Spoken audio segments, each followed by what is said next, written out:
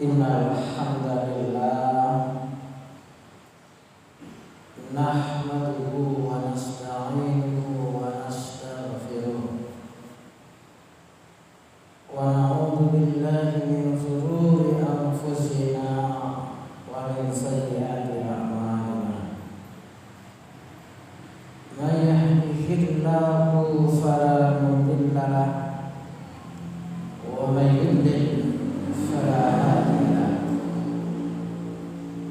Asyhadu an la ilaha illallah wahdahu la syarika lahu wa asyhadu anna Muhammadan abduhu wa rasuluh. Allahumma shalli wa sallim wa barik ala nabiyyina Muhammad wa ala alihi wa ashabihi wa man tabi'ahum bi ihsan ila yaumil. Fa ya ibadallah, usikum wa nafsi bi taqwallah faqad faza al-muttaqun. Qala Allah ta'ala fil Qur'anil Karim, a'udzu billahi minasy syaithanir rajim. Ya ayyuhalladzina amanu taqullaha haqqa tuqatih wa la tamutunna illa wa antum muslimun.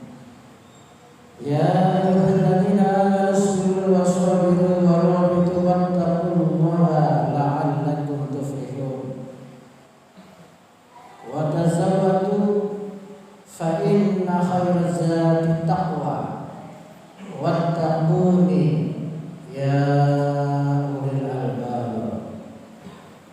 Ma'asyiral muslimin, sidang jamaah Masjid Riyadhus Shalihin Kaliampo Candi Sidoarjo rahimahumullah.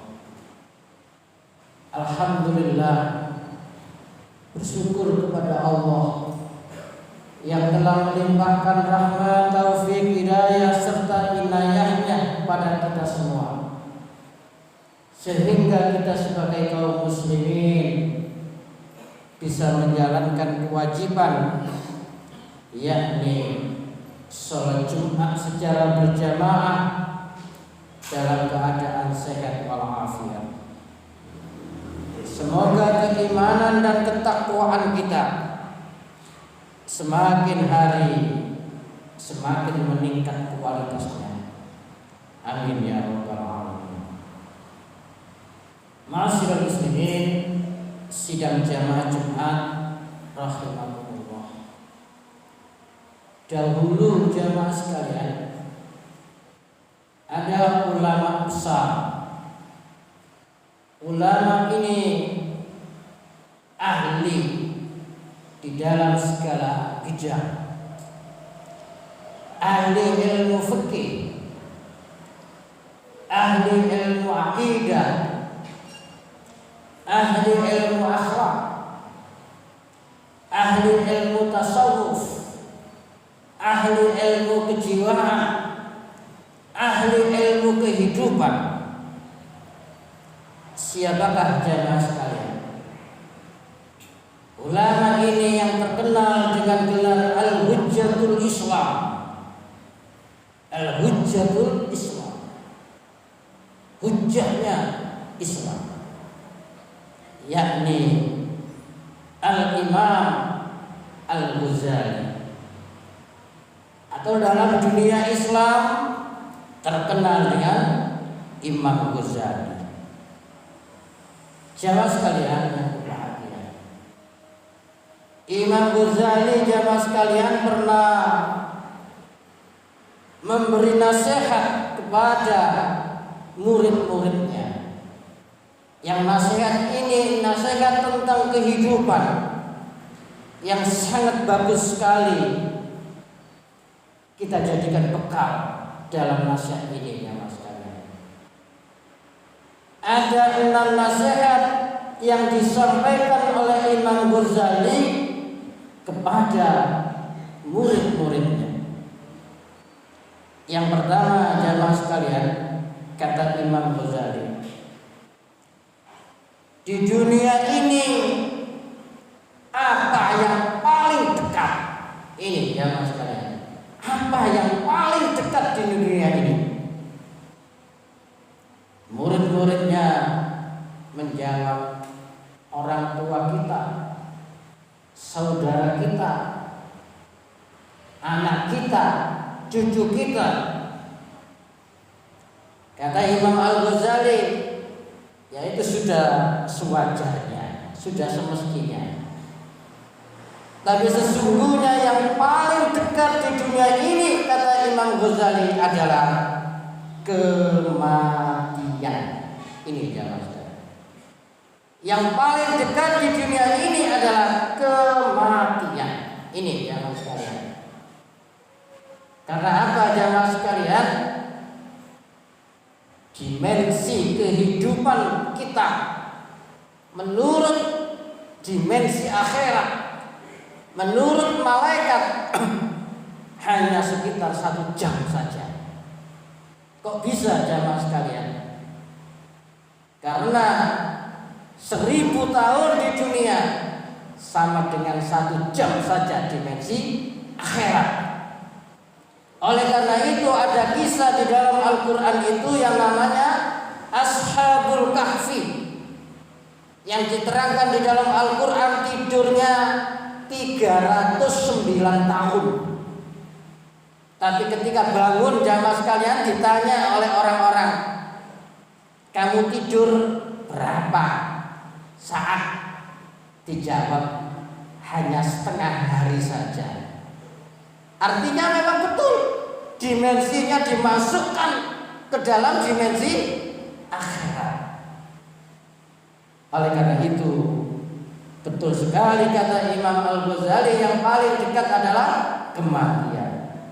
Kullu nafsin za'iqatul maut. Sesungguhnya setiap yang bernyawa pasti akan merasakan kematian.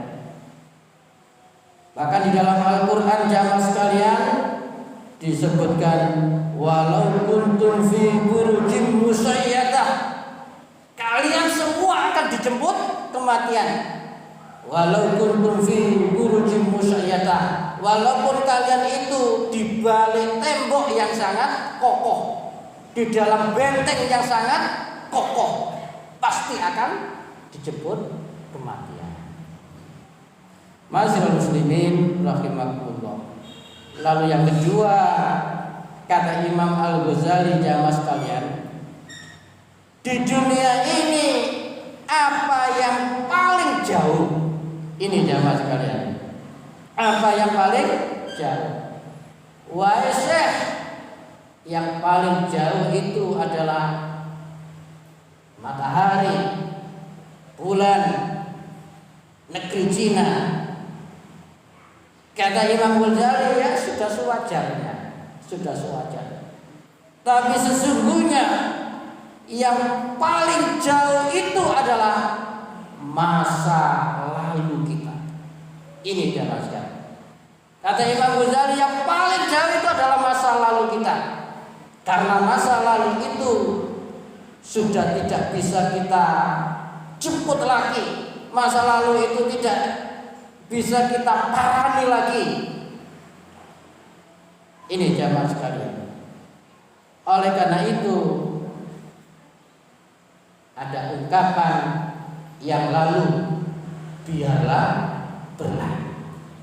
Karena Islam itu berpikir tentang kedepannya. Oleh karena itu kata Rasulullah jamaah sekalian, seumpama ada nabi lain setelah aku, kata Rasulullah, niscaya Umar bin Khattab yang terpilih sebagai nabi itu. Ini jamaah sekalian, seumpama. Bagaimana perilaku Umar sebelum Islam? Kok Nabi tidak mengatakan Abu Bakar, Utsman, atau Ali? Artinya apa jamaah sekalian? Itulah karakteristik Islam itu. Yang penting adalah saat ini dan masa kedepannya. yang lalu biar lalu. Yang penting seseorang itu dalam kehidupannya semoga menuju husnul khotimah. Amin ya rabbal alamin. Lalu yang ketiga jamaah sekalian. Yang ketiga kata Imam Ghazali, apa yang paling besar di dunia ini? Apa yang paling besar di dunia ini? Kata santri-santrinya, wahai Syekh, yang paling besar itu gunung. Ya sudah mesti saja. Tapi yang paling besar di dunia ini adalah hawa nafsu kita. Ini jamaah sekalian. Yang paling besar adalah hawa nafsu kita. Artinya setiap orang, baik Islam maupun non-Islam, itu diselimuti oleh yang namanya hawa nafsu. Hawa nafsu itu artinya jamaah sekalian ajakan, hembusan untuk melakukan keburukan, untuk melakukan kejelekan. Dan itulah sesungguhnya yang paling besar pada diri manusia. Innan nafsa la ammaratun bisu. Sesungguhnya hawa nafsu itu mengajak ke keburukan. Oleh karena itu di dalam mahfudzat atau kata mutiara jamaah sekalian dikatakan al-insan hayawanun natik. Niki jamaah sekalian. Al-insanu hayawanun natik. Manusia itu sesungguhnya sebagaimana hewan yang berakal. Itu jamaah sekalian.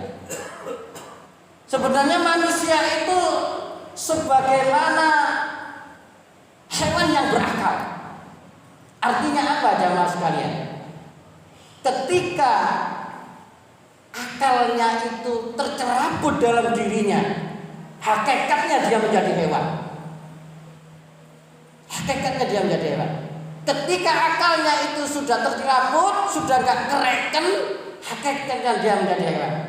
Oleh karena itu, jangan heran ketika ada orang yang membunuh manusia, merampok, membegal, putus hubungan dengan saudara kandungnya.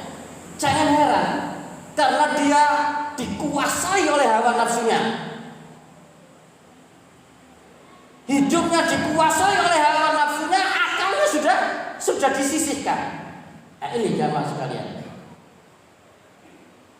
Oleh karena itu, intinya kita harus mengendalikan hawa nafsu itu. Jangan kita dikendalikan oleh hawa nafsu itu. Otomatis kita kedepankan akal pikiran kita. Lalu kita memperbanyak zikrullah, ingat kepada Allah. Memperbanyak thalabul ilmi, yang artinya meningkatkan keimanan dan ketakwaan. Kalau itu tidak dilakukan jamaah sekalian, ketika seseorang itu dikendalikan oleh hawa nafsunya, dia seperti binatang ternak, bahkan lebih daripada binatang ternak itu. Dan itu Al-Quran. Kal an'am bal hum adol. Dia seperti binatang ternak dan lebih daripada binatang ternak itu. Dan ini Allah sendiri yang memfirmankan di dalam Al-Quran. Ma'asyiral muslimin rahimakumullah. Lalu yang keempat jamaah sekalian, kata Imam Ghazali, apa yang paling berat di dunia ini? Yang paling berat itu, kata santri-santrinya, baja besi. Ya sudah mesti saja. Yang paling berat itu, kata Imam Al-Ghazali, adalah amanah. Amanah. Ketika kita bicara amanah, pikiran kita kepada kepemimpinan yang paling fokus kita jamaah sekalian. Kalau kita bicara kepemimpinan jamaah sekalian, Kata Rasulullah, kullukum ra'in wa kullukum mas'ulun an ra'iyati. Sesungguhnya setiap kamu itu adalah pemimpin, dan pasti setiap kepemimpinan kamu itu nanti akan dimintai pertanggungjawaban. Kalau pribadi saja dikatakan Rasulullah pemimpin, apalagi yang punya jabatan, yang punya kedudukan, yang mengurusi hajat banyak, orang banyak, pasti akan dimintai lebih daripada pertanggungjawabannya. Lalu yang kelima, jamaah sekalian, kata Imam Al-Ghazali, apa yang paling ringan? Apa yang paling ringan di dunia ini? Kata santri-santrinya, yang paling ringan itu adalah kapas, kertas. Ya sudah, mesti saja sewajarnya. Sesungguhnya yang paling ringan itu adalah meninggalkan sholat. Ini jamaah sekalian, meninggalkan sholat. Oleh karena itu, kalau kita diberi hidayah oleh Allah menjalankan sholat 5 waktu sampai titik darah penghabisan, sampai menghadap Allah, itu adalah hidayah, itu adalah taufik yang tidak semua orang diberi Allah seperti itu. Karena boleh jadi kalau kita melihat di masjid, kok bisa Imam Ghazali berkata seperti itu, tapi kenyataan ketika kita saksikan di masyarakat luas, jamaah sekalian, betul sekali Imam Ghazali ini. Bagaimana seorang muslim gara-gara olahraga meninggalkan sholat, gara-gara bekerja meninggalkan sholat, gara-gara rekreasi meninggalkan sholat. Sangat tepat sekali kenyataannya seperti itu. Padahal jamaah sekalian, sholat itu ukuran yang paling pokok terhadap identitas seorang muslim.